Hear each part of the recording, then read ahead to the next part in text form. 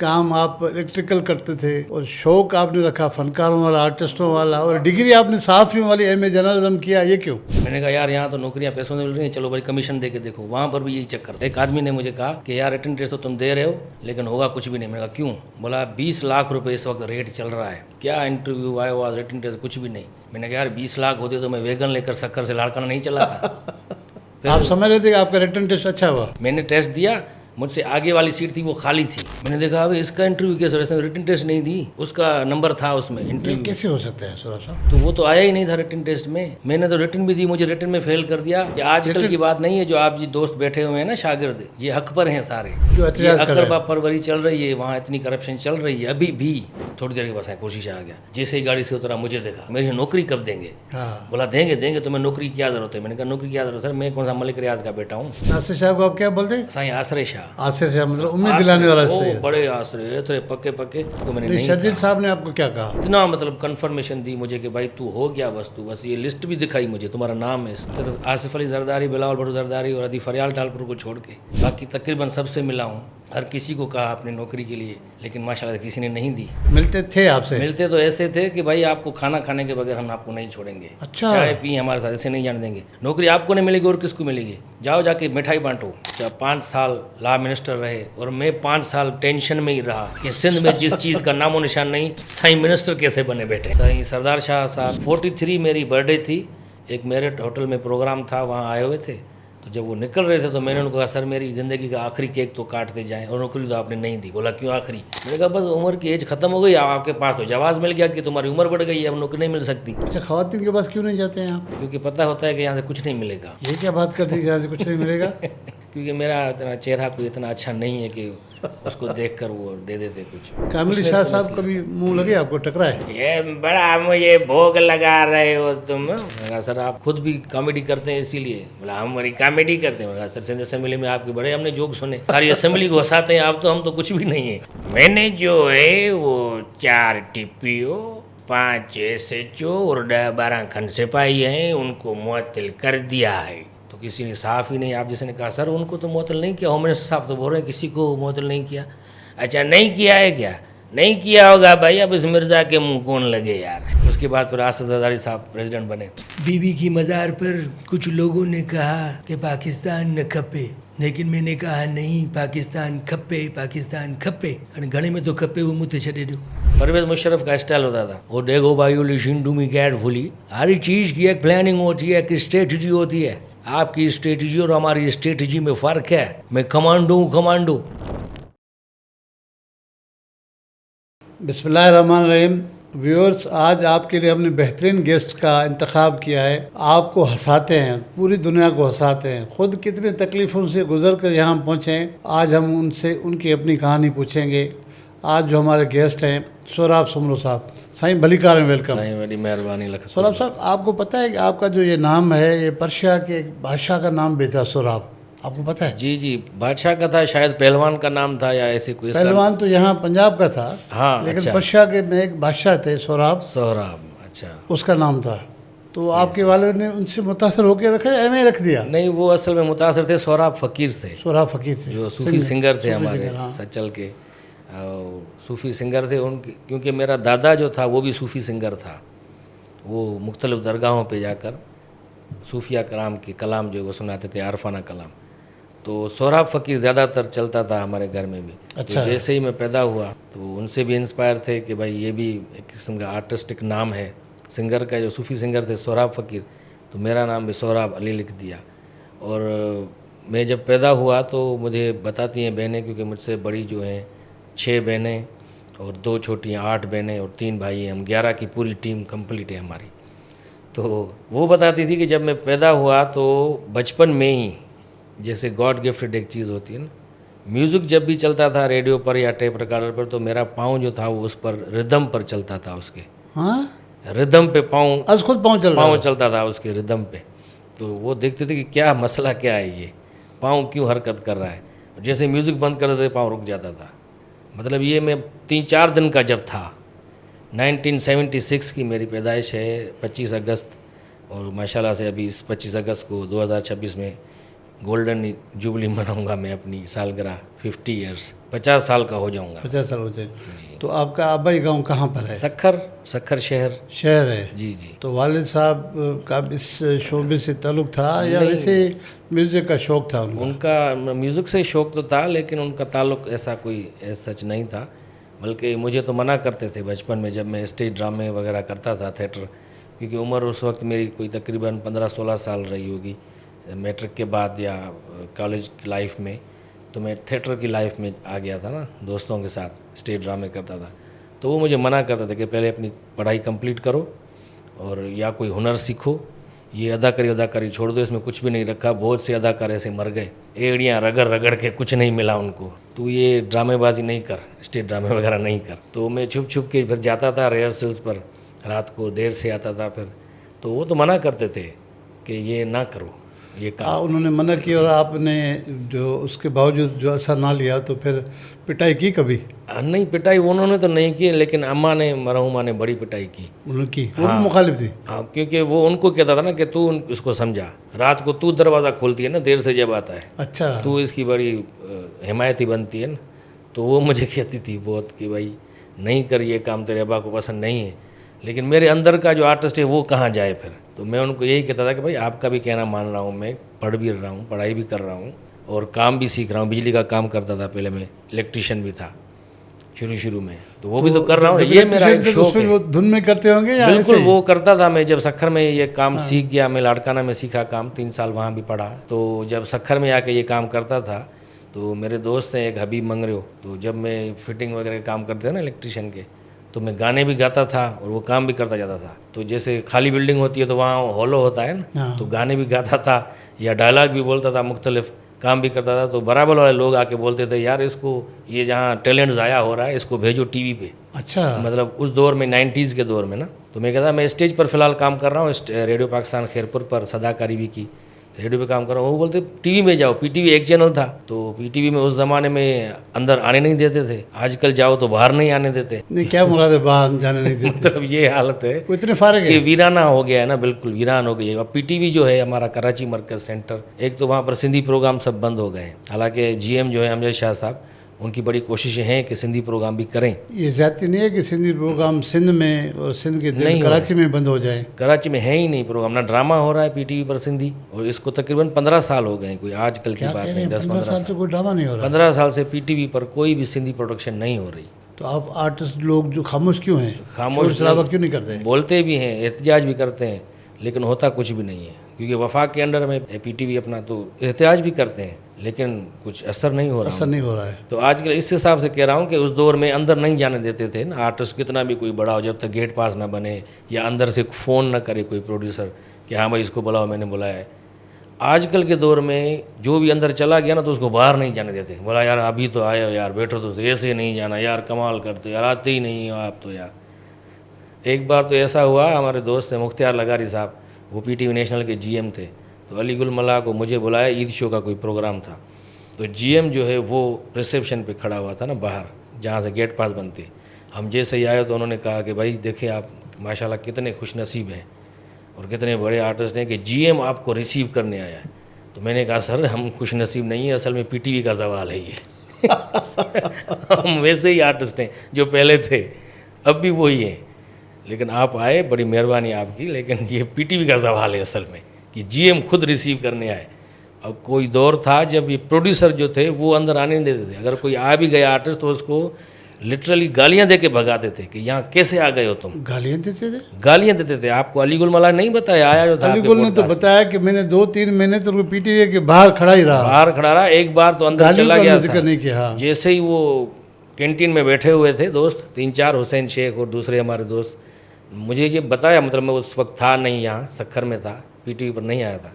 तो अब ये बताते हैं किससे कि अली गुल मल्ला और सब दोस्त बैठे हुए थे, पता चला कि भाई एक प्रोड्यूसर के पास ना ड्रामा आया है, मिला है उसको। तो अली गुल ने कहा अरे यार ये प्रोड्यूसर तो मुझे बड़ा पसंद करता है, लाइक करता है, तुम इधर ही ठहरो, मैं इधर अभी जाके कैरेक्टर लेके आता हूँ कोई ना कोई। तो जैसे ही अली गुल गया, उसके दरवाज़ा नॉक करके जाते थे, नॉक किया और जैसे ही दरवाज़ा ऐसे खोला, अंदर गया तो उसने कहा हु आर यू, नॉनसेंस, अंदर आ जाते हो ऐसे मुँह उठा के, क्या है? और गालियाँ भी 3-4 दे दी उसको। वो प्रोड्यूसर गालियों के हवाले से बड़ा मशहूर था। अच्छा। मरहूम अब तो फोत हो गया, अल्लाह जन्नत नसीब करे। लेकिन वो ऐसी जज्बाती तबीयत थी उनकी, बड़े बड़े आर्टिस्टों को भी देता था, नए नहीं, आर्टिस्ट वो को कोई सिर्फ मसला मर्दों को गालियाँ देता था, फीमेल आर्टिस्टों को। औरतों को भी सर, लेडीज फीमेल आर्टिस्ट अब भी जिंदा है, कुछ उनको पता है, तो उनको ऊपर से बैठकर पैनल पर उधर से ही गालियां देता था कि ये किस तरीके से कर रहे हो, एक्टिंग नहीं आती तुम्हें, गालियां लिटरली। तो फिर वो रिएक्शन नहीं देती थी? क्या दें, एक ही चैनल था, काम नहीं मिलता था, पैसे भी थोड़े होते, लेकिन ये होता था बस कैरेक्टर मिल जाए, इस प्रोड्यूसर के पास, हम डायरेक्टर के पास काम करें, टीवी पे आ जाए बस। तो अली गुल को उसने गालियां देनी शुरू कर दी, कैसे आ गए, हम क्या कर रहे हैं, हम ये कर रहे हैं बैठ के, ये कर रहे हैं, तुम आ जाते हो सिम उठा के। उसने कहा सर मैं ऐसे सलाम करने आया था, बस मैं जा रहा हूँ। जैसे ही बाहर निकला, दरवाजा बंद करके बोला मैं आइंदा नहीं आऊँगा पीटीवी पर। ये सुना था एक किस्सा खुद। अच्छा। बाहर निकला, फिर वाशरूम गया, मुंह धो के, फिर खुश करके आ गया बस कैंटीन में। बोला भाई माशाल्लाह मुबारक हो भाई, सबको कैरेक्टर मिल गया मुझे। उन्होंने कहा वाह वाह कैरेक्टर मिल गया भाई, अब सबको चाय पिलाओ इस खुशी में। तो सबको चाय पिलाई थी खुशी में, उनको ये पता नहीं था कि वहाँ मेरे साथ क्या हुआ है। उस दौर में ये हालत होती थी। और एक दिन ऐसा भी आया फिर उसके बाद, KTN का अवार्ड शो था बेरे ऑडिटोरियम में, मैं उस वक्त नया आया था KTN पर। तो अली गुल और मैं बाहर खड़े थे जैसे ही, तो उसी प्रोड्यूसर ने अली गुल को बुलाया, बोला यार 1 मिनट आओ इधर। उन्होंने थोड़ी देर उधर दूर गए, मैंने कहा पता नहीं कौन है, मैं तो नहीं जानता था उनको। वापस आया, अली गुल मला बैठ के नीचे बैठ के रो रहा था। मैंने कहा क्या हो गया? बोला यार बस अल्लाह देखो कैसे कैसे दिन दिखा रहा है। मैंने कहा हुआ क्या? अवार्ड शो है, सब खुश हैं, क्या है, कौन था ये? बोला ये वो प्रोड्यूसर है PTV का, अब तो रिटायर है, ये मुझे साइड में ले गया और मुझे बोल रहा है कि आप अली काजी से बात करो, मुझे कोई ड्रामा लेकर दो यार KTN पर। अच्छा। मैंने एक ड्रामा लिखा है स्क्रिप्ट, उसमें तुम और सौराब जैसे तुम्हारी जोड़ी है ना, तुम दोनों मेरे बेटे हो, मैं तुम्हारा बाप हूँ, और गाँव का एक स्टोरी है ज़बरदस्त, मज़ा ही आए, मैंने लिखा है, तो ये मेरी बस सिफारिश कर दो उधर। तो मैंने कहा रो क्यों रहे, इसमें रोने की क्या बात है? बोला रोने की बात ये है कि ये वही प्रोड्यूसर था जिसने मुझे गालियाँ देकर अपने ऑफिस से निकाला था कुछ साल पहले, और आज यही, वाह मेरे मौला तेरी कुदरत, ये क्या कैसे कैसे रंग, जैसे कहते हैं ना कि बदलता है रंग आसमां कैसे कैसे। तो मैंने कहा चल कोई बात नहीं, खैर है। बोला यार किसी मतलब एक वो दिन भी हमने देखे, अब ये दिन भी अल्लाह दिखा रहा है। सौरभ भाई आपको PTV में काम मिला और कब मिला? जी बाद में पैसे कितने देते थे? जब KTN पर हम स्टार्ट किया हमने 2002 में, जब KTN आ गया था, उसके बाद हम स्टार्ट में ही काम किया, 3 घंटे नशरियात होती थी उनकी, तो फेमस हो गए बहुत, क्योंकि चैनल ही वही चलता था पूरे सिंध में, बाहर के मुल्कों में जहाँ जहाँ भी सिंधी बोली जाती थी, समझी जाती थी, वो देखते थे। उसके बाद फिर PTV पर हमें बुलाया गया। अमजद शाह साहब उस वक्त जो अब PTV के GM है, वो प्रोड्यूसर थे। तो उनका एक ड्रामा था, रहमतुल्लाह मांझोटी साहब ने स्क्रिप्ट लिखा था, गुलजार साहब की स्टोरी थी, नो वारिद, उनका एक कहानियों का किताब है दस्तखत के नाम से, उसमें से माखूज थी वो कहानी। सिंधी में ड्रामा लिखा था उन्होंने 9 शख्स के नाम से, कि नया शख्स, उसमें शबनम नवाज थी, मैं हीरो था उसमें, अमजद शाह साहब ने वो सोलो प्ले किया था। और आपको हीरो को डांट दे दिया? जी उस वक्त तो हीरो था ना, तकरीबन ये 20-25 साल की पहले की बात है। तो नहीं तो आप तो मजाक की साइड तरफ पे थे ना? जी तो वो ड्रामा में कुछ मज़ा था उसमें ये होता है कि वो बुर्ज पड़ता है तो उस हिसाब से चलता है फिर कि भाई इस हफ्ते तुम्हारी ज़िंदगी में नया शख्स दाखिल होगा, तो वो बोलता है वही मेरी लड़की है जो शबनम नवाज हीरोइन थी, वो उसके साथ शादी की बातें चल रही हैं, वो नया शख्स मेरी ज़िंदगी में आएगा। लतीफ़ मुन्नो साहब मरहूम भी थे उस ड्रामे में। तो कहानी ऐसी ज़बरदस्त लिखी थी रहमत साहब ने, अभी PTV नेशनल पे चलता है कभी कभी, तो मेरे ख्याल से यूट्यूब पर अपलोड है, अमजद शाह ने लिंक भेजी थी, ज़बरदस्त स्टोरी थी। उसमें फिर दिखाते हैं आखिर में उसका जो नौकर होता है वो को टीवी चोरी करके भागता है, तो उसको मोहल्ले वाले लतीफ़ मुन्नो वाले पकड़ लेते हैं और उसको बोलते हैं भाई इसको नौकर को तो हमने गिरफ़्तार करवा दिया है, तुम्हारे लिए दूसरा मैंने भांजा अपना बुलवाया है, वो तुम्हारे लिए नौकर के लिए देता हूँ तुम्हें, वो रखो तुम। और लड़की के साथ वो जाता है कि कोर्ट मैरिज करने, तो वहाँ लड़की पहुँचती नहीं है, फिर उसके घर जाता है, क्यों नहीं? बोला मैं जैसे निकल दी घर पे तो मेरी वालदा को अटैक हो गया, इसलिए मैं नहीं आ सकी और मैं तुमसे शादी नहीं कर सकती। वो थका हारा घर में आके बैठता है, फिर ये टेंशन कि भाई वो चोरी भी कर रहा था। तो जैसे ही उसका दोस्त उससे मिलने आता है, वो नौकर को बोलता है यार चाय ले आओ। वो जैसे ही चाय लेके आता है तो वो उसका दोस्त उसको बोलता है, मुझे बोलता है कि यार ये नया शख्स कौन है, नया नज़र आ रहा है तुम्हारे पे, पुराना नौकर कहाँ गया? वो बोलता है अरे यार ये नया शख्स वो जो मेरी ज़िंदगी में आने वाला था। ये स्टोरी थी। अच्छा। वो उसकी तो बड़ी बात है उस टाइम मिले थे आपको? मेरे ख्याल से उस वक्त तो 1500 रुपये थे मेरे ख्याल से। सोलो प्ले था 50 मिनट का और लीड कैरेक्टर था मेरा। उस वक्त ही 1500-2000 इतनी पेमेंट होती थी, अब तो रिवाइज हो गई हैं, बढ़ गई हैं मेरे ख्याल से। और यहाँ KTN पे कितने देते थे शुरू? KTN पर तो 1000 रुपये मिलते थे पर एपिसोड, 4000 रुपये महीना। 4000 महीना फिक्स था क्या? फिक्स नहीं था, मतलब 4 एपिसोड ही चलते थे वीकली, एक चलता था महीने में 4, तो महीने में 4,000 रुपये होते थे। जो स्ट्रगल का दौर था, शुरुआती दौर, तो अलीगुल और मैंने बड़ी स्ट्रगल की है शुरुआती दौर में ना। आप दोनों पहली बार मिले कहाँ और फिर कैसे एक दूसरे से जुड़ गए? स्टेज ड्रामों में जब मैं काम करता था सक्खर में, अलीगुल मल्ला सीनियर है मुझसे, और वो उस वक्त टेली फिल्में भी बनाते थे VHS पे ना, VCR पे जो चलती है, उस वक्त भी वो टेली फिल्में बनाते थे। कंदकोट, शिकारपुर स्टेज ड्रामा में मशहूर था वो, अखबार में उनका फ़ोटो आता था अलीगुल मल्ला। मैं फ़ैन था उसका, अलीगुल का, यार इसको कभी इसके साथ मुलाकात हो। एक बार ऐसा हुआ कि सक्खर में एक ड्रामा हो रहा था, लाला सिकंदर हैं वो कर रहा था ड्रामा। उसमें पहली बार शमन अली मिराली जो सिंगर हैं वो उस ड्रामे में हीरो थे। और शमन मिराली सिंगर जो है ड्रामे में हीरो का ड्रामे में हीरो का कैरेक्टर था उसका। तो सिंगर नहीं था उस टाइम? सिंगर भी था, मशहूर था बड़ा। अच्छा। इसीलिए तो उसको ड्रामे में रखा था कि रश आएगा उसको देखकर। अच्छा। और वही धकड़ो जो शायर हैं वो उसमें विलन का कैरेक्टर था उसका। तो उस ड्रामे में उस आगा सिकंदर ने ये किया कि सारे सिंध के जितने भी मेन आर्टिस्ट थे मशहूर, कराची तक, यहाँ से रशीद कुमार आया था जो जीलती फिल्म में था, रशीद कुमार मरहूम, वो आया था। हैदराबाद से मुश्ताक चंगेज़ी साहब को बुलाया था। ड्रामे में एक एक एंट्री थी उनकी। और कंदकोट से अलीगुल मल्ला आया, लाड़काना से एक दूसरा आर्टिस्ट आया उस्ताद अकबर बलोच, उसको बुलाया। और जैकबाबाद से सतार साजन था, सक्खर से भी एक दो मशहूर आर्टिस्ट उसमें थे। अब वो ड्रामा जब तक स्टार्ट हो, आर्टिस्ट पहुंचे, तब तक क्या करें, तो अलीगुल भी वहाँ आया था पीछे। उसका बागड़ी का कैरेक्टर था। बागड़ी बहुत अच्छी स्टाइल बोलता है ना वो। पीछे जब बैक स्टेज हम खड़े थे तो मैं डायरेक्टर ने आके कहा, यार सोहराब तुम वो नकलें वकलें करते हो ना पेरोडीज, फिलहाल जाओ लोगों को हंसाओ कुछ, तो हम जब तक आर्टिस्ट तैयार हो जाएँ। तो मैं स्टेज पर चला गया। मैंने कहा भाई मसला ये है ख़वातीन हज़रात के शमन मिराली साहब अभी थोड़ी देर में पहुंचने वाले हैं, लेकिन उनके साथ ये मसला हो गया कि उनकी गाड़ी का टायर पंचर हो गया है। तो वो जब तक वो पंचर लगवाएं, गाड़ी ठीक हो, जब तक आ जाएं, जब तक मैं आपके पास खड़ा हूँ। और ये मुख्तलिफ चुटकुले सुनाए सक्खर के हवाले से, सक्खर की आवाम के हवाले से, जब तक एंटरटेन किया उनको। तो अलीगुल ने वो मेरी परफॉर्मेंस देखी। चुटकुले वो उनको पसंद आए? हाँ बहुत, क्योंकि अच्छा। वो मैं था ही बेसिकली सक्खर का, आवाम भी सारी सक्खर की थी। मेहरान कल्चरल हॉल में प्रोग्राम हुआ था 93-94 में। मैं उस वक्त नया नया आया था इस फील्ड में, स्टेज ड्रामों में। तो अलीगुल ने देखा मुझे, कहा यार तुझे तो माशाल्लाह बहुत ज़बरदस्त टैलेंट है तुझमें, तू यहाँ क्या कर रहा है? मैंने कहा कहाँ जाऊँ? और बोला तू टीवी पे चल। मैंने कहा टीवी पे चलूँ तो सही, मुझे उठाएंगे नहीं ड्रामे में, और मैं यहाँ काम वाम कर रहा हूँ बिजली का, ये शौकिया ऐसे करता हूँ।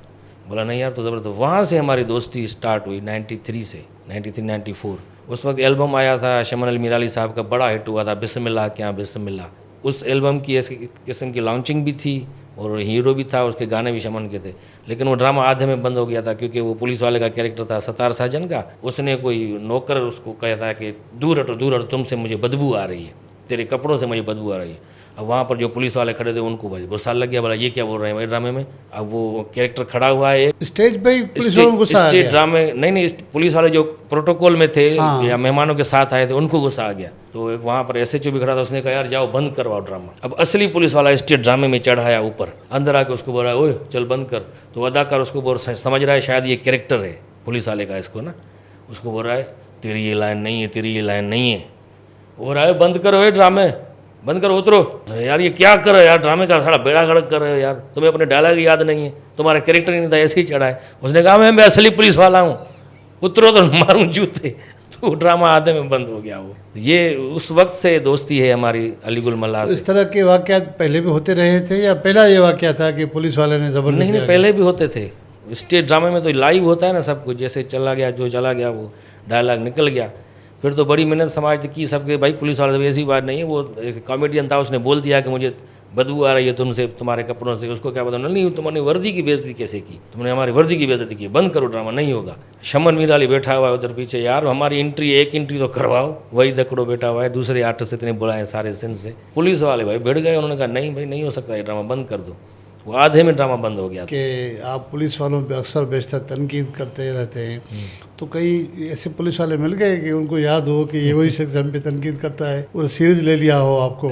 सीरियस लिया है बहुत दफ़ा, और हमसे वो कुछ सीखते भी हैं। मतलब पुलिस पर जो हम तनकीद करते हैं वो तनकीद बड़ा इस्लाह होती है। जैसे हम सक्खर प्रेस क्लब में एक प्रोग्राम करवाया था लाला असद पठान वालों ने, तो ये है 2014-15 की बात, जब हम धरती माला माल प्रोग्राम करने जाते थे सक्खर, अलीगुल मल्ला और मैं होस्ट होते थे, गेम शो था। तो उन्हीं दिनों वहाँ पर उन्होंने एक प्रोग्राम रखा था जिसमें सारे सिंध के SSP DIG साईं रखी मीरानी था सक्खर की, और लाड़काना की चार्ज थी उस वक्त। उनको सारे पुलिस वालों को बुलाया था, सक्खर प्रेस क्लब में एक प्रोग्राम करवाया था कि भाई पुलिस को खराज तहसीन पेश किया था कि आपने अमन अमान करवाया, और उस दौर में अमन अमान हो गया था। हम आधी रात को कभी कभी शो से वापस आते तो बेधड़क आते जाते थे। तो उनको एक अवार्ड्स सेरेमनी थी उनकी, तो उसमें एसएसपी थे, तनवीर तुनियो साहब आए थे, डॉक्टर साईं खमीरानी थे, दूसरे भी थे बहुत, सोहेल विड़ायत साहब भी उसमें गेस्ट आए थे, साईं खुर्शीद शाह उसमें गेस्ट थे, चीफ गेस्ट। वहाँ पर हमने एक पुलिस का खाका किया। मैं एसएचओ बना था, अली गुलमरा कांस्टेबल बना था। तो उसमें मैं आके एसएचओ बनता हूँ, बोला जल्दी लाओ वो फाइल लाओ, क्रिमिनल्स कौन कौन से हैं। तो वो फाइल देता है, तो सारे जितने हमारे सक्खर के दोस्त हैं साहब ही उनके नाम लिखे होते उसमें फाइल में। हाँ, मैंने कहा अच्छा ये कौन है? अलू शर, ये सुल्तू शर का भाई है क्या जो दाड़े डाकू? उन्होंने कहा नहीं सर ये अली मोहम्मद शर है, ये तो साफ ही है यार भाई न्यूज़ का। मैंने कहा वो इसका नाम इधर कैसे आ गया? और ये दूसरा कौन है? अच्छा ये इसको मैं जानता हूँ सर, ये साफ़ी वाली फ़ाइल आपके पास आ गई, ये इधर दे, मैं दूसरी दे रहा हूँ। फिर वो उसमें मैं उसको कहता हूँ अली गुल को कि तुम्हारी जो वीआईपीज़ के साथ ड्यूटी लगती है, तो तुम तो बड़ा वहाँ खाना वाना भी खाते हो। बोला कहाँ खाते हैं सर खाना? जैसे ही हम खाना खाने शुरू करते हैं साहब हमारे निकलते हैं, दांत साफ करते जाते हुए निकालते हैं, चल तो भाई चलो भाई साहब निकले गाड़ी में बैठो, तो जाके मोबाइल में बैठते हैं। एक बार तो ऐसा हुआ, अली गुल बता रहा था कि मैं जैसे ही कोरमा निकाल रहा था तो बोला साहब आ गया है भाई गाड़ियों में बैठो, तो मैंने वो जो लेग पीस था वो जेब में डाल दिया पेंट की। तो जैसे ही घर पर पहुँचे मैं उतरा तो साहब ने देखा ये क्या हुआ है? मैंने कहा सर गोली लगी है टांग में घी सारा बह रहा था। तो मैंने कहा अच्छा। तो उसको उन्होंने सब बैठे हुए थे ना जितने, कुछ अरसे के बाद फिर शहीद अजीज़ मेमन मेहरापुर के जो साहब थे उन्होंने भी ऐसा ही कोई प्रोग्राम करवाया जिसमें सारे एसएसपी आए थे, मसूद बंगज साहब भी थे, तनवीर तुनियो साहब, सब एसएसपी को बुलाया। तो वहाँ पर हमने ये देखा कि जैसे ही खाना शुरू हुआ तो उन्होंने कहा भाई पहले जो हमारा स्कार्ट खड़ा हुआ है उनको खाना दो, उनको खिलाओ, उनको खिलाओ। तो हमने कहा सर ये कैसा इनकलाब है? बोला यार आपने जो उस दिन स्किट किया था ना, उससे हमने ये सबक लिया कि वाकई यार हमें तो अपने स्कार्ट का ख्याल ही नहीं होता। हम तो खाना खा के निकलते हैं, बोलते हैं जल्दी जल्दी बैठो भाई बैठो, स्कार्ट बैठो, सारा प्रोटोकॉल। तो बेचारे तो खाना नहीं खा सकते, इसीलिए हमने पहले उनको खाना खिलाया यार। तो आपकी वजह से इन स्कार्ड वालों को पहली बार जो है वो खाना मिलने लगा। खाना पहले उनको खिलाया, साहब सारे बैठे हुए थे, एसएसपी डीआईजी सारे बैठे हुए थे। उन्होंने कहा पहले हमारा जितना भी स्कार्ड है, ड्राइवर्स हैं, उनको खाना खिलाओ। तो ये कि उन्होंने असर लिया है। अच्छा ये असर लिया। कभी थाने में काम पड़ा है आपका? कभी गए थाने जाते हैं? में नहीं, इतना तो नहीं पड़ा। एक दफ़ा पड़ा था, वो अली गुल मल्ला का एक कोई इशू था, तो हम दोनों साथ ही होते थे, तो रोज़ाना जाते थे अजीज़ भट्टी थाने में। तो आखिर अली गुल को मैंने कहा यार मसला तेरे मामू का है, मैं किस चक्कर में हूँ, लोग बोर हो रहे हैं कि इसका कैरेक्टर कब निकलेगा। बोला तू मेरे साथ सपोर्टिंग में है, तू चल, मामू को यार छुड़ाना है, वो बेगुनाह फंसा हुआ है। चलो ठीक है। अच्छा उसको छुड़ाने के चक्कर में अब मेरा कैरेक्टर निकल रहा है उस कहानी में ना। तो जो जिसने उन पर एफआईआर की थी उन्होंने कहा कि भाई इसका मामू जो है ना, इसके साथ एक सुमरो भी होता था केबल ऑपरेटर, वो ये इशू कर गया है, मसला कर गया है, और अली गुल के साथ भी एक सुमरो आता है, ये सुमरो उस सुमरो का हो सकता है, रिश्तेदार हो और इनका कोई आपस में ताना बाना है। तो अली गुल ने कहा बेटा तेरा कैरेक्टर निकल रहा है, अब तू भी फंस रहा है। मैंने कहा मैं क्यों फंस रहा है यार? तू बोल रहा था कैरेक्टर नहीं निकल रहा मेरा, अब निकल रहा है तेरा कैरेक्टर। और वहाँ से वो मसला हल हुआ। पुलिस बहुत ताउन करती है जहाँ भी मिलते हैं, ट्रैफिक पुलिस वाले ख़ास तौर पर। या एक बार ऐसा हुआ, हम ये सक्खर से ही आ रहे थे, तो अली गुल पीछे सोया हुआ था, मैं आगे बैठा हुआ था, दोस्त ड्राइवर ड्राइविंग कर रहा था, रात के टाइम 1-1:30-2 बजे ना, ये अंदर वाला जो रोड है लालू कोट लालू का और ये दौड़ का, इससे आ रहे थे हम। तो एक सुजुकी हमारे पीछे लगी, तो ड्राइवर ने उसको देख लिया हमारे, उसने सुजुकी जो है ना आ रही है, फिर पीछे हो रही है, मुझे लग रहा है इसमें डाकू हैं। मैंने कहा नहीं यार। बोला हाँ। यार डाकू कैसे? मतलब अली गुल उठा, बोला क्या है? मैंने कहा यार पीछे शायद डाकू हमारे पीछे लगे हैं, हर हफ्ते इन्होंने रेकी की है कि यही गाड़ी यहाँ से गुजरती है, इनको आज उठाना है। अली गुल ने कहा अच्छा। बोला हाँ। उसने कहा तू छोड़, तू गाड़ी चला। उसने क्या किया, पीछे एक छोटा बांस का लकड़ा पड़ा हुआ था, लकड़ी पड़ी हुई थी, वो जो कैरेक्टर में अक्सर कभी वो उबायो खान बनता है तो लकड़ी वो काम आती है ना, एक लाठी होती है। उसने वो लाठी ली, थोड़ा शीशा खोल के गाड़ी का, मेहरान कार थी, और उसके ऊपर अजरक डाला और ऐसे क्लाशनकोफ की तरह बाहर निकाल के बैठ गया। बोला चलाओ गाड़ी तुम। अब वो पीछे सुजुकी वाला उन्होंने देखा, उन्होंने कहा यार इनके पास भी शायद हथियार है, वो पीछे हो गए। हम आगे गए, जैसे एक पुलिस चौकी थी, पुलिस वालों को उतर के हमने कहा कि भाई पीछे डाकू हमारे लगे थे। तो पुलिस वाले हमें बोल रहे हैं भाई आप भी कमाल कर रहे हैं, इस टाइम क्यों निकले हैं यार, नहीं आते ना। हमने कहा यार तुम जाओ ना, उनको पकड़ो ना, ये क्या कि इस वक्त नहीं निकलते। ये तो हमने ये हाजिर दिमागी की अली गुल ने कि वो क्लैशनकोफ की तरह लाठी को पकड़ के बैठ गया, ऊपर अजरक डाल दिया उस पर, और दरवाज़ा खोल के थोड़ा शीशा निकाल के इसे बाहर निकाल दी। तो वो डर गए कि इनके पास भी शायद हथियार, तो वहाँ से बच के निकल आए। फिर जब आगे आए नूरियाबाद के, पहले कराची में आ रहे थे, तो पुलिस की बार रोको रोको रोको, बोला क्या हो रहा, बोला आगे जो है ना वो डाका लग रहा है कोच में, आप ठहरो इधर। पुलिस वाले खुद बोल रहे हैं। तो हमने उनका, यार आप जाएँ ना मुकाबला करें। बोला क्या यार मुकाबला करें, उनके पास जदीद हथियार होते हैं ये वो। मैंने कहा ये मसला है, आपके पास तो वो हथियार होते हैं, गोली चलाओ, डिशनियाँ आधे घंटे के बाद निकलती है, हाँकते हुए बोलती है बताओ साहब जाना कहाँ है। और कभी कभी तो ऐसा हुआ, ये हमने स्क्रिप्ट बनाया था उसमें प्रेस क्लब में भी, और उसके बाद ये उन्होंने ये इम्प्लीमेंटेशन की कि भाई उनको हथियार भी जदीद दिए पुलिस को बाद में। मैंने कहा एक बार तो ऐसा हुआ कि गोली आगे निकलने के बजाय पीछे निकली गोली, तो अली गुल को मैंने कहा तुम्हें जदीद हथियार दिए। बोला कहाँ जदीद हथियार दिए हैं सर, बंदूक मैंने चलाई, गोली आगे निकलने के बजाय पीछे से निकली, यहाँ मुझे 4 बार लगी है। मैंने कहा फिर तू तो जिंदा है। उसने कहा फिर वो शहीद कभी मरते हैं क्या सर। अच्छा। तो उसके बाद फिर जो डीआईजी साहब भी आए स्टेज पर, उन्होंने कहा कि आज जो खाका इन्होंने पेश किया है बिल्कुल सही बात की है कि आप पुलिस को जब तक जदीद हथियार नहीं देंगे तो वो कैसे जाके डाकुओं के साथ लड़ेगी। डाकुओं के पास LMGs हैं और एंटी एयरक्राफ्ट गन्स हैं, हमारे पुलिस वालों के पास ऐसे हथियार हैं जो गोली चलाते हैं, आधे घंटे के बाद गोली निकलती है, पूछती है कि जाना कहाँ है। तो ये फिर असर होता है हमसे, हमारे कॉमेडी में ही वो इस्लाह भी होती है, तो वो उनसे लेते हैं। अच्छा सोहराब साहब, आप PTV पे भी काफ़ी टाइम जाते रहे, हम PTV के बारे में अच्छी खबरें नहीं सुनते हैं। कभी ऐसा हुआ है कि किसी खातून ने शिकवा किया हो या रोते उनको देखा हो कि उससे कहा हो कि प्रोड्यूसर या डायरेक्टर जो है मुझे एक रोल के लिए जिनसी तौर पर हरासा कर रहे हैं? ऐसे PTV पर तो मेरे ख्याल से शुरू में होता होगा, मुझे पता नहीं, ज़्यादा आना जाना वहाँ नहीं था, लेकिन प्राइवेट चैनल्स पर तो बहुत होते रहते हैं। ये प्राइवेट चैनल पर ज़्यादा है? बहुत ज़्यादा है। आपने कभी देखा है या सुना? देखा है, हाँ, सामने देखे हैं बहुत से केसेस कैसे हुए हैं। अच्छा। बहुत से डायरेक्टर जो थे वो उन्होंने ये ऑफ़र की थी लड़कियों के साथ, और उनकी शिकायतें भी फिर चैनल के मालकान तक पहुंची, फिर उनकी बड़ी क्लास हुई कि भाई ये क्या कर रहे हो। ये तो होता रहता है यार। कभी ऐसे हुआ है कि लड़कों भी, खूबसूरत लड़कों को भी इस तरह से कोई ऑफर आई हो तंग करने के लिए? फिर लड़कों को आती है लेकिन वो शिकायत नहीं करते, फिर वो एडजस्ट कर देते हैं। अच्छा सोहराब साहब, आपको टोटल इस फील्ड में अब कितना अर्सा हो गया है? सर स्टेज ड्रामा जो मैंने पहला किया था वो 92 में किया था, 1992। उसके बाद फिर 93-94 में स्टेज की चलते ही रहते थे ड्रामे वगैरह, वो कभी कभार होते थे। रेडियो भी काम 34 साल आपको हो गए इस फील्ड में तकरीबन? हाँ, 30 साल से तो ऊपर हो। अच्छा, मुझे ये बात समझ में नहीं आ रही सोहराब साहब कि काम आप इलेक्ट्रिकल करते थे, जी जी, ठीक है, और शौक आपने रखा फनकारों वाला, आर्टिस्टों वो वाला, तो और डिग्री आपने सहाफ़ियों वाली MA जर्नलिज्म किया, ये क्यों? वो मैंने मास्टर्स इसलिए किया, मुझे तो शौक़ था सिंधी अदब मास्टर्स करने का, लेकिन सक्खर में हमारे दोस्त हैं, दोस्त तो नहीं कहेंगे, हमारे उस्ताद हैं, टीचर हैं, साईं अयाज़ गुल साहब बड़े शायर हैं सिंध के, अदल सुमरो, डॉक्टर अदल सुमरो, उस दौर में वहाँ शारत यूनिवर्सिटी में होते थे, तो वो भी अदब के हवाले से शायर हैं बहुत बड़े।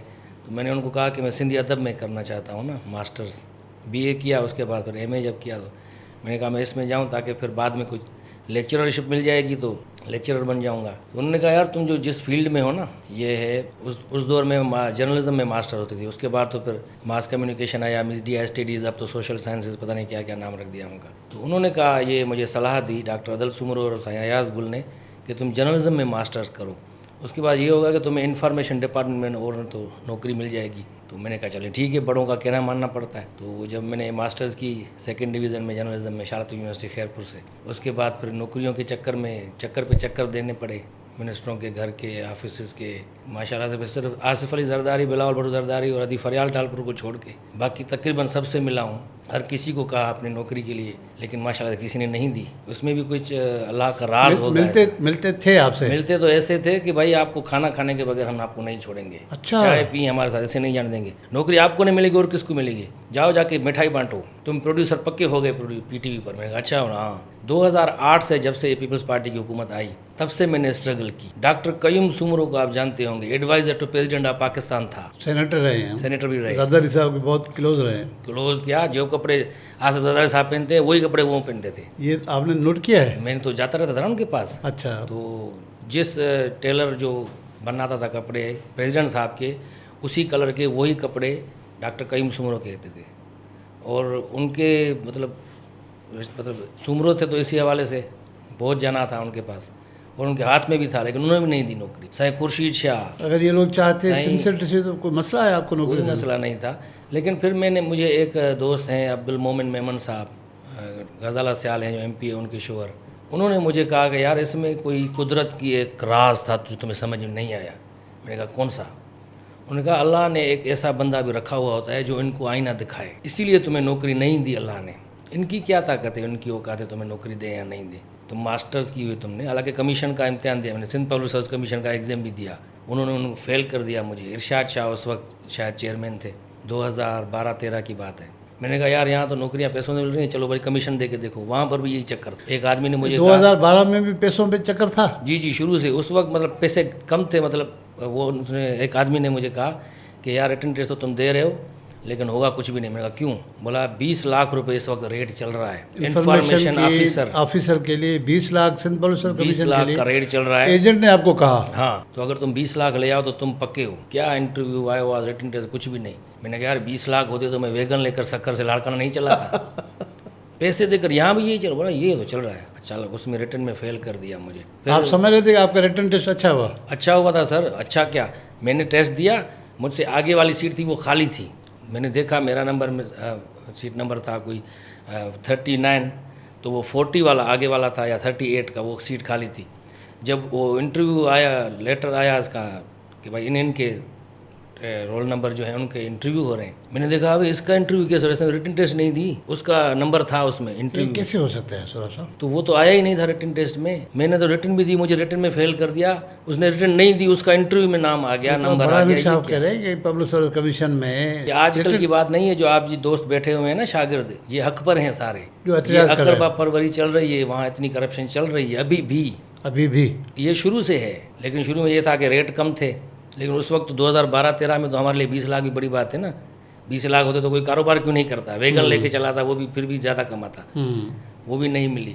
डॉक्टर कयूम सुमरो और तो और इस्लामुद्दीन शेख साहब आप जानते हैं, सेनेटर थे उस दौर में, नोमान इस्लाम जिनके MNA हैं सक्खर के हमारे, उनकी सिस्टर की शादी थी किरण, जिसके नाम पे किरण शुगर मिल भी है, इमामुद्दीन शौकीन के बेटे के साथ उनकी शादी थी। उनका वलीमा था यहाँ PAF म्यूज़ियम में। तो वहाँ पर मैं चला गया और उसमें चला गया जहाँ पर सारे मिनिस्टर ये साहबान बैठे हुए। खुर्शीद शाह साहब से जाके मिला। मैंने कहा सर मेरा नंबर कब आएगा? बोला तो यहाँ भी आ गया। अब यहाँ कैसे आ गया? मैंने कहा सर हमारी है रिश्तेदारी, बित सांगड्डा इनके साथ हमारी जो सक्खर हाउस है और उनके बराबर में मेरा ससुराल का घर है। तो मैंने कहा हमारे साथ इनके ऐसे नहीं है, कोई बगैर दावत के नहीं है, हमें कार्ड मिला है। मैं आपके पास आया, कार्ड मिला था, फैमिली के साथ गए थे। अच्छा, क्योंकि मेरे जो ससुराल वाले हैं, मेरी जो सास है वो भी काउंसलर है पीपल्स पार्टी की सक्खर में, उनको कार्ड भी दिया था। ज़ाहिर है मोहल्लेदारी है, तो वो यहाँ आए थे, जहाँ मैं इनके साथ चला गया। यहाँ खुर्शीद शाह साहब देख के मुझे हैरान लगा, तो यहाँ क्यों आ गया? मैं डिफेंस में भी आते हुए मेरे बंगले में मुझे पता चल जाता कि कब आ रहे हैं ये। एक दफ़ा तो ऐसा हुआ कि किसी को पता नहीं था खुर्शीद शाह साहब आ रहे हैं कराची। अच्छा, मैं वहाँ पहुँच गया। कहाँ पहुँच गए आप? कराची के बंगले में उन्होंने। कराची के बंगले। तो साईं अवैध शाह जो अब सिंध असेंबली के स्पीकर हैं, ये भी बहुत अच्छे दोस्त हैं हमारे। दोस्त तो नहीं कहेंगे, बड़े आदमी हैं वो, लेकिन उस दौर में दोस्त थे। तो मैं जाके पहुंचा, मैंने साईं अवैध शाह को बोला साईं आ रहा है। बोला तुम्हें कैसे पता चला? हमें ही पता नहीं है, घर के आदमी हैं उनके। मैंने कहा भाई हमारे सोर्सेज हैं बड़े, आपको क्यों बताएं? न्यूज़ के मीडिया के आदमी है, सोर्स नहीं बताते। तो आपने नहीं कहा कि मैं सर्टिफाइड जर्नलिस्ट हूँ, हाँ, डिग्री होल्डर हूँ? तो अवैध शाह ने कहा यार आना तो नहीं है उनको, बस तुम्हें पता नहीं किसी ने कह दिया। मैंने कहा ठीक है। मैं खड़ा रह गया वहाँ, बैठा है, मुझे चाय वाय पी। थोड़ी देर के बाद खुर्शीद शाह आ गया। जैसे ही गाड़ी से उतरा मुझे देखा, बोला इधर आ। अरे सुमरो इधर आ, तुझे किससे पता चला मैं आ रहा हूँ? किसी को पता नहीं। मैंने कहा घर वालों को नहीं बताया, मैं तो अचानक आया हूँ। मैंने कहा सर हमारे सोर्सेज है बड़े। बोला मुझे पता है। साईं खुर्शीद शाह ने कहा मुझे पता है तुम्हारे कौन से सोर्सेज हैं। ये मेरा जो ड्राइवर है, ये गनमैन है, ये माली है, ये चौकीदार, ये बावर्ची, सबकी मोबाइल में तेरी क्लिप्स हैं, सब तेरे फैन से, यहाँ से कहीं से मुखबरी है। अच्छा। मैंने कहा सर उसको बात को छोड़े ना, बस मैं कैसे पहुँच गया? मेरी नौकरी कब देंगे? हाँ। बोला देंगे तुम्हें नौकरी की क्या ज़रूरत है? मैंने कहा नौकरी की क्या ज़रूरत? सर मैं कौन सा मलिक रियाज का बेटा हूँ, नौकरी ज़रूरत गरीब आदमी है सर, आर्टिस्ट हैं, कब तक ये करेंगे ये फनकारी वगैरह? बोला तुम्हारी बात कर दी है मैंने अपना कायरा साहब से। कायरा साहब उस वक्त इन्फॉर्मेशन मिनिस्टर थे। कायरा साहब को बोल दिया है तुम्हारा ऑर्डर आज या कल निकलेगा बस। अरे अप्लाई भी किया हुआ था, ऐसे नहीं डायरेक्ट। मैंने कहा सर मैंने अप्लाई किया हुआ है, इंटरव्यू दिया हुआ है PTV में प्रोड्यूसर के लिए। बोला हो गया ना तेरा, बस तू जा घर। मैं वहाँ से मोटरसाइकिल में बड़ा भाई गाने आ रहा हूँ, बस ख्वाब देख रहा हूँ, मैं प्रोड्यूसर बन गया हूँ PTV का। पता चला फिर 15 दिन 20 दिन महीना 2 महीना फिर जाके खड़ा हो गया। मैंने कहा सर ये तो नहीं हुआ। बोला यार होगा ना तू। एक बार ऐसा हुआ खुर्शीद शाह के ऊपर लड़के खड़े हुए थे बहुत ज़्यादा नौकरी के लिए, ये काम वो काम। तो मैंने लड़कों से बीच में से निकल कर कहा सर मेरा नंबर कब आएगा? बोला यार तू तो इधर आ, मेरे साथ बैठ इधर। मुझे बिठा गया, बराबर में बिठा दिया।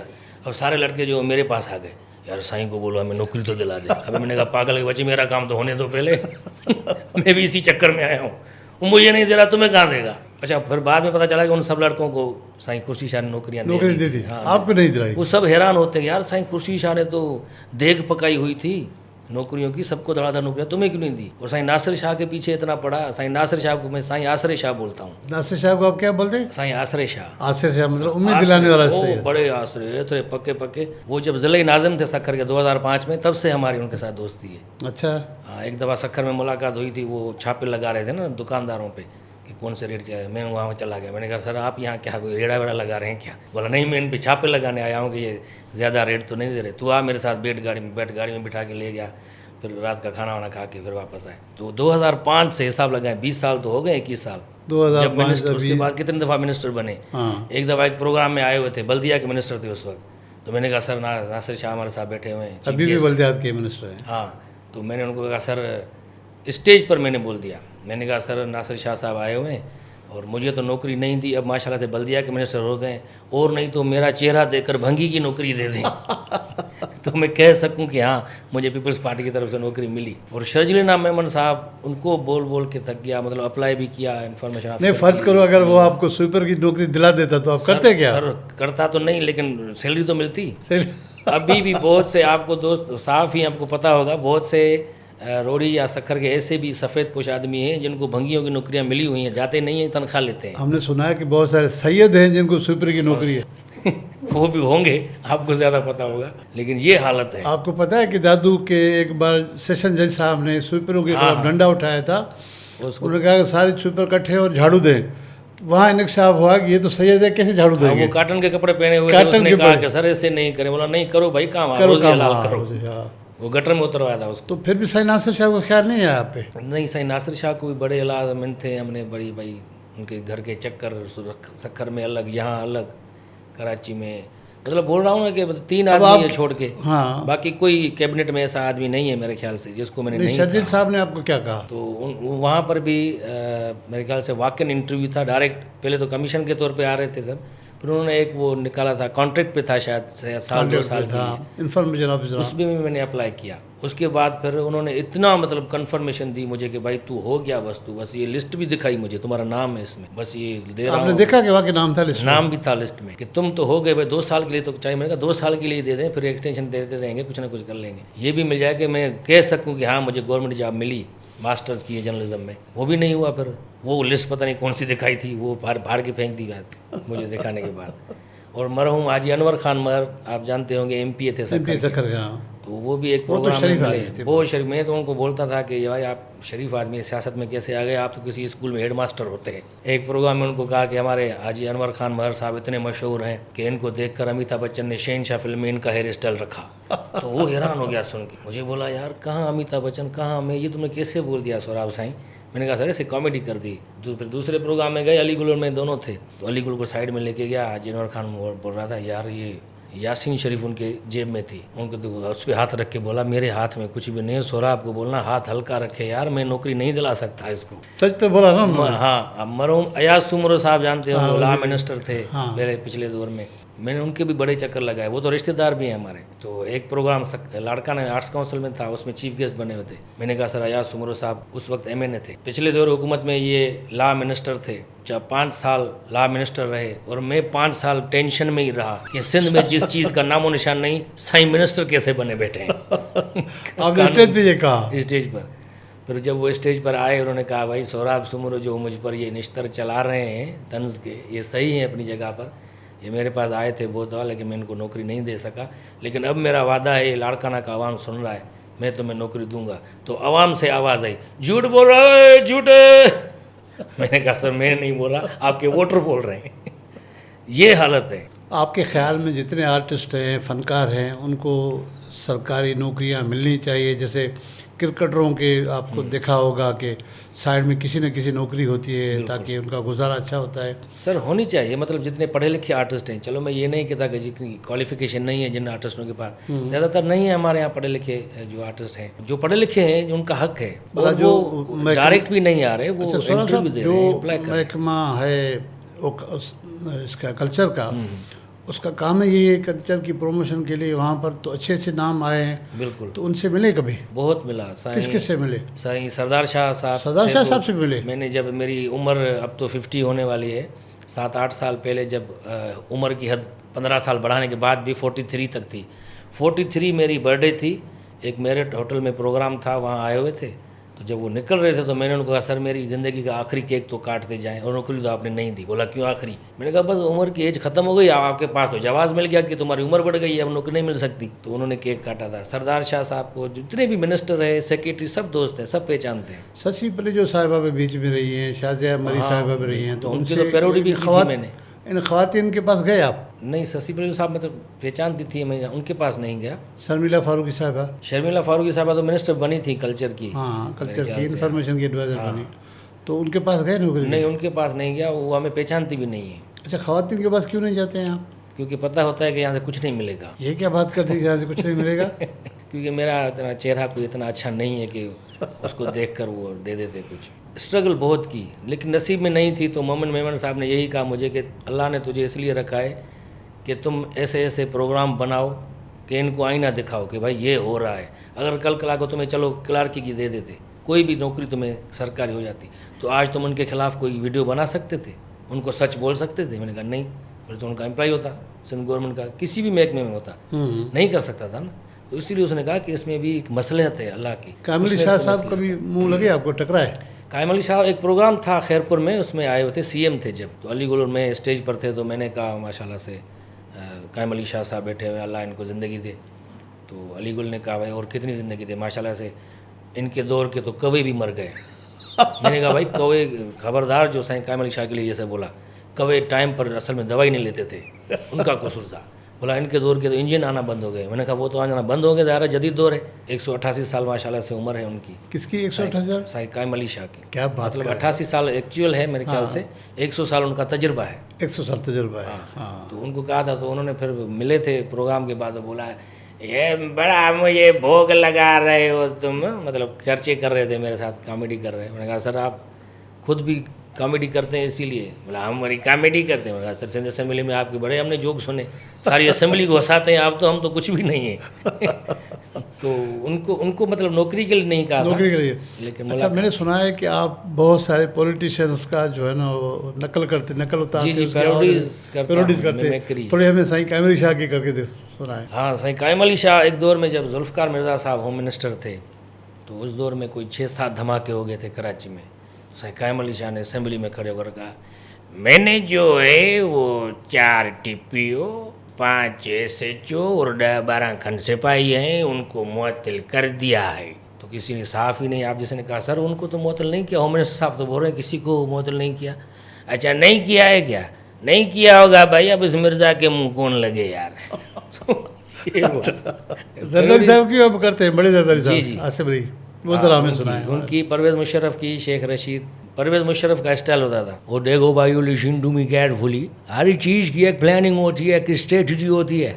आपकी स्ट्रेटजी और हमारी स्ट्रेटजी में फ़र्क है। मैं कमांडो हूँ, कमांडो। मैंने 2 जंगें लड़ी हुई हैं, एक भी नहीं जीती, वो अलग बात है। डिटेल में नहीं जाए आप लोग, नहीं डिटेल मुझे पता है। ये एक अजीब सी सिचुएशन बन गई है लोगों की, जिसको देखो बोलता फिर रहा है P P P P P P. ये क्या है? एक बच्चे से मैंने पूछा, बताओ बेटा पी पी पी का क्या मतलब है? उसने कहा अंकल आप खाम हॉर्न क्यों दे रहे, मैं तो पहले से ही साइड में खड़ा हूँ। ये एक मेंटेलिटी बन गई है। उसके बाद फिर आसिफ जरदारी साहब प्रेसिडेंट बने। बीबी की मज़ार पर कुछ लोगों ने कहा कि पाकिस्तान न खपे, लेकिन मैंने कहा नहीं, पाकिस्तान खपे, पाकिस्तान खपे। घणे में तो खपे वो मुझे छड़े दो। उसके बाद फिर इमरान खान। मेरे भाइयों और भाइयों की बहनों, ये जो 2 भाई हैं इनकी पार्टनरशिप मैंने तोड़नी है। तू बाहर निकल, मैं तुझे देखता हूँ। लोग बोलते थे कि तब्दीली नहीं आ गई, तीसरी शादी करके तब्दीली ले आया, और क्या करोगे मेरी जान लोगे। फिर शेख रशीद साहब की, देखें जी जितनी मेरी सियासी बसीरत है, तो मैं यही कहूँगा कि ये जो हमारे जितने भी सियासतदान हैं ये सारे थके हुए हैं जी। मैं मिनिस्टर रहा हूँ, मैं रेलवे का मिनिस्टर रहा हूँ, इन्फॉर्मेशन का रहा हूँ, यार मेरा एक तजुर्बा है। लेकिन मुझे ये हर वक्त हरा जाते हैं, तो बस हराते हैं तो हराएं, ठीक है, मैं भी अपना सिगार फूंकता हूँ बैठ के, देखें क्या होता है। तो ये पैरोडीज वगैरह अच्छा, साधन करते रहते हैं। एक जगह पे आपने नौकरी की, धरती टीवी, उसके ओनर हाजी अली हसन जरदारी साहब जी है। जी। मैंने सुना आप उसकी बहुत ज़बरदस्त पैरोडी करते हैं। पैरोडी हम सुनेंगे वो। कभी ऐसे मंजर आम पे नहीं की किसी स्टेज फर्ज पर। करो कि आपके वहाँ नौकरी चाहिए, आप नौकरी मांगने जा रहे हैं, या फर्ज करो कोई भी आपको दोस्त लेके जा रहा है नौकरी के लिए। हाँ, वो गए थे अभी, अलीगुल और मैं दोनों गए थे जब मैं अमेरिका से वापस आया। अच्छा। पहले तो धरती टीवी पर था, अब तो नहीं हूँ। तो अलीगुल मुझे कहा कि चलते हैं हाजी साहब के पास, तुम्हारे फिर से ज्वाइन करवाते हैं आप फिर धरती टीवी। मैंने कहा चलो। गए उनके घर पर, उन्होंने कहा हाँ भाई कैसे आए हो। अलीगुल ने कहा सर ये सौराब समझ, हाँ मैं जानता हूँ उनको, क्या है फिर। बोला सर ये थोड़ा अमेरिका गया हुआ था घूमने। हाँ तो घूमते फिरे, यहाँ क्यों आया है। मैं बैठा हूँ, अब मैं तो परेशान हूँ। उसने, अलीगुल ने कहा तू चुप करके बैठ जाता, तू बड़ा बेबाक किस्म का आदमी है, कुछ भी बोल देता है मुंह पे, तू चुप करके बैठना, मैं तुम्हारा काम सेट कर रहा हूँ। मैंने कहा ठीक है। अलीगुल ने कहा सर ऐसे नहीं करे, मैं आपके पाँव पड़ता हूँ। ऐसे कहा उसने? हाँ, मैं ऐसे नहीं करें, दोस्त है मेरा और काम का आदमी है हमारे चैनल का। तो उन्होंने बोला काम का आदमी तो काम करे ना, काम क्यों नहीं कर रहा। मैं बेटा कुछ नहीं हुआ, वापस आ गए। उनका एक जुमला ऐसा था, मैंने कहा यहाँ खैराती इदारा खोला हुआ है क्या, जो जब भी आए काम करे, जो जब चला जाए मुँह उठा के, अच्छा, जाओ उसको बोलो घूमे फिरे। मैंने कहा चलो भाई ठीक है। तो अब धरती पर नहीं हूँ, अब मैं आसमान पर हूँ। आसमान पे। जी। अच्छा सौरभ साहब, कौन सी खवातीन की पैरोडी आप अच्छी कर सकते हैं? खवातीन की सर शशि पलियो साहिबा की थी मैंने 2010 में, जब कल्चर मिनिस्टर। तो अलीगुल जो था वो हमारे शहीद दोस्त इम्तियाज़ मीर, वो बना था प्याज खीर आवाज़ टीवी पर। मैं शशि पलिजो बना था, उसका नाम रखा था पुन्नू हलीचो। पुन्नू, वो शशि पलिजो, हाँ। ये पुन्नू हलीचो, हलीचो। यानी पुन्नू आ जाओ। तो वो पैरोडी इतनी माशाल्लाह से हिट हुई, शशि साहिबा ने खुद देखी, सीडी मंगाई थी, उस दौर में सीडी होती थी, चैनल पर फ़ोन करके उन्होंने सीडी मंगाई, मुझे ये प्रोग्राम कॉपी करके दो, क्योंकि इंटरनेट उस वक्त इतना ज़्यादा। शशि पलिजो साहिबा एक लिबरल ख्यालात की वाली औरत है, और जी, मायने वो खुद करती हैं। आर्टिस्ट हैं, हाँ, खुद आर्टिस्ट हैं, मायने बहुत करती सिंगर हैं अच्छी। हाँ। तो एक प्रोग्राम में मुलाकात हुई थी अयाज लतीफ़ पलियो साहब के बेटे की शादी में, तो वो सबको बताती थी मुझे ले लेकर, ये है वो पुन्नू अली जो जिसने मेरी पैरोडी की थी। ज़ैन अंसारी आप जानते होंगे, राजा अंसारी वाले साहब, वो मुझे आज तक ससुई कहते हैं। तो यार तूने जो शशि पलिजो का कैरेक्टर किया था ना, उससे ज़्यादा खूबसूरत तू लग रहा था। सर वो मैं बनता कल्चर मिनिस्टर थी उस वक्त, मैं भी कल्चर मिनिस्टर, पुन्नू अली जो बन के बैठा था। मशहूर जुमला यह था कि अलीगुल बोलता है कि आपने क्या क्या किया है सिंध के आर्टिस्टों के लिए। मैंने उनको बोला देखिए हमने जो है वो बहुत काम किए हैं, खासतौर पे मरहूम आर्टिस्ट के लिए बहुत काम किए हमने, जिंदा आर्टिस्टों के लिए भी काम किए। एक आपका आर्टिस्ट है कोई जुम्मन भंड उनका नाम है, उनकी हमने बरसी करवाई, तो उस पर हमने 2 करोड़ रुपए खर्च किए। वो बोलता है मैडम मैडम मैडम जुम्मन भंड जिंदा है, और वो उसकी बरसी आपने कैसे करवाई, 2 करोड़ रुपए खर्च कर दिए। तो मैंने कहा अच्छा जिंदा है, 1 मिनट में देख पता करती हूँ। हाँ डीजी साहब, ये पता चला है कोई जुम्मन भंड जिंदा है शायद, हाँ जिसकी बरसी की थी हमने। अच्छा जिंदा है, मरवा दो। मतलब हम तो सच्चे हो जाए ना। तो ये बात उन्होंने कहा ये कैसी आपने की। उन्होंने बस ये खराफात जो दिमाग में आती रहती है तो वो स्क्रीन पर दिखाते हैं।